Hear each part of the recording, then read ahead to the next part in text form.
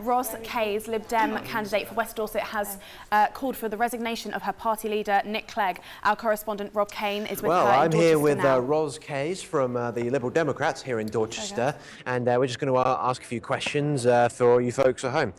Okay then, so first off, it's said that the Liberal Democrats, they might fall down pretty heavily in this election. What do you make of that, of the possibility of them maybe dropping down to maybe 10 MPs at the end of the day? Well, we've had two national opinion polls. One of them gives us a much higher number of seats than the others.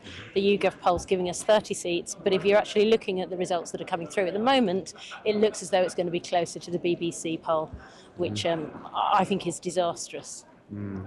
Okay, that's what you mean.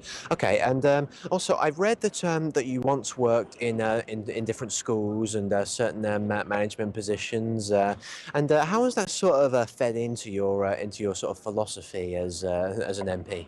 Well, I think actually one of the saddest things about this election is it looks as though a lot of people who are trying to be different kinds of politicians, not career politicians, people with a real experience of life, are actually going to be not elected or not re-elected, and that what we're going to get is career politicians being elected. And I felt that was something, the tone of the election, that the electorate didn't want. So I think that's very sad. I mean, obviously, my real-world experience, especially working with young people and in mental health, has, it's really informed the way in which I do my casework and the way in which I help people. Yeah. Okay, and Conservatives have really maintained their dominance in this constituency pretty relentlessly. What do you think of your chances at this election in general? Well, we do well in West Dorset when there's a swing towards Labour in the national polls, and we do badly when there's a swing towards the Conservatives in the national polls. So we're going to come second here, but we're not going to come, as close as we might have hoped to. I see. And you're one of the people who's been really vocal about the performance of Nick Clegg, even calling for him to resign. What made you decide to speak out against that?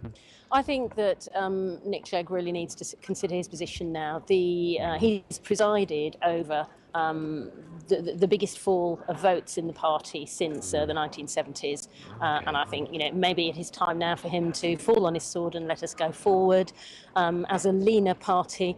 But we've got to re-sign our contract with the British people because they don't trust some of the things that have happened under Clegg's leadership. It was great for him to get us into coalition. I don't think that he necessarily behaved in the right way within the coalition in terms of having the red lines that he's talking about now. He didn't hold clearly enough to red lines then, and I think he's paying the price for that now. Okay, and about the coalition in general, what do you think? How do you think it's been? Just sort of. A lot of people have said that Lib Dems have been living under the Conservatives for the past 5 years or so, despite being in the coalition. Well, I think it's really interesting because I've stood for election 3 times since 2010, twice in local elections, and in 2011 and 2012, people were much more angry with the coalition. I think people have been quite positive about what the Liberal Democrats have achieved within the coalition, and so therefore I am quite surprised here at the size of the Conservative majority. Okay, and one last thing: if by some crazy twist of the votes that you did get elected, what would be the first thing that you would do if, as MP of this constituency? As MP of this constituency, I would set up a philanthropic social investment fund for social housing so that we could build more affordable housing in the area and keep young people living, able to live, afford to live and work in the area.